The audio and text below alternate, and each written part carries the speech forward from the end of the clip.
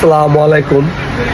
ভারতের মতো বেঈমান, ভারতের মতো নির্লজ্জ, ভারতের মতো বেহায়া, ভারতের মতো এরকম হারামি দেশ এই পৃথিবীর বুকে দ্বিতীয়টা নাই। ভারতের সাথে বন্ধুত্ব করা মানে নিজের বুকে ছুরি মারা।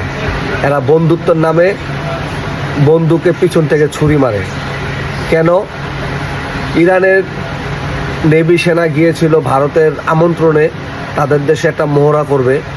মহড়া শেষে তারা তাদের দেশ ইরানে ফিরে আসতেছিল। প্রতিমধ্যে আমেরিকা ওইখানে হামলা করে ওই যুদ্ধজাহাজ ডুবিয়ে দেয় এবং 150 জন নেভি সেনাকে শহীদ করে ফেলে।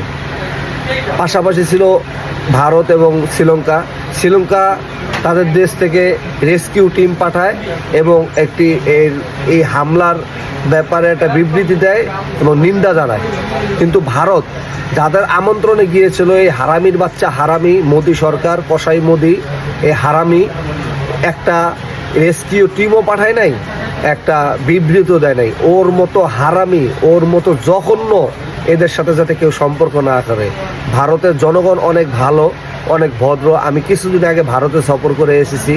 ভারতের জনগণকে বলবো, তোমরা এই হারামির এমন ব্যবস্থা করো যেমনটা আমরা ওর সঙ্গী স্বৈরাচার হাসিনার করেছি।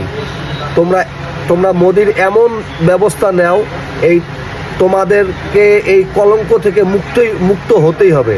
একটা কথা চিন্তা করো, তোমাদের আমন্ত্রণেই ইরানের সেনারা তোমাদের দেশে গিয়েছিল, তাদেরকে হত্যা করলো, একটা রেস্কিউ টিমও পাঠাইলো না, একটা বিবৃতি দিল না। এটা কত বড় হারামিপানা কাজ করছে। তোমরাই বিচার করো, তোমাদের কাছে আমরা বিচার দিয়ে দিলাম।